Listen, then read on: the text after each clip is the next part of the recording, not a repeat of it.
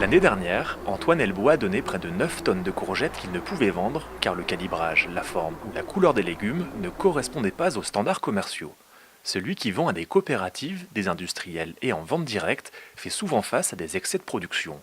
Et plutôt que de jeter ses produits consommables, il a décidé d'en faire don à une association, les Restos du Cœur.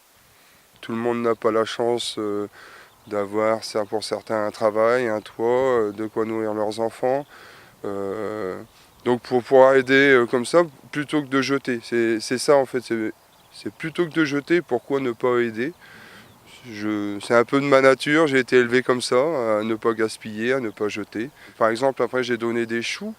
En fait, j'avais des choux qui avaient été attaqués par des insectes et donc qui n'étaient plus commercialisables. Donc ils avaient un trou d'un côté, donc c'était pas vendable. Donc, moi, je coupais l'invendu et il restait un bon chou à donner, à commercialiser, à manger. Depuis plusieurs années, l'association Solal cherche à mettre en relation des agriculteurs ayant des surplus de denrées et des associations d'aide alimentaire. Ce qui est surtout compliqué, c'est de mettre les gens en relation. C'est un réflexe un peu à avoir. On n'a pas ce réflexe, cette habitude de dire on peut en faire autre chose.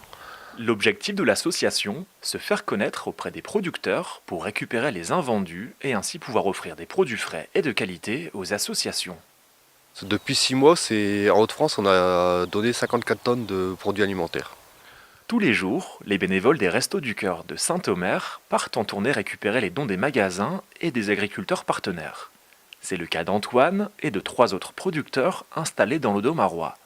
Grâce à Solal, l'association peut désormais proposer un plus large choix de produits frais.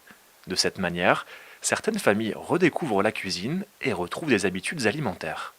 Il y a un tri manuel qui est fait dans la salle à côté, tous les produits sont triés et les produits abîmés sont retirés et mis dans des fûts pour valoriser en biogaz. Le plus dur à récupérer ici dans la région, c'est des fruits. On manque énormément de fruits.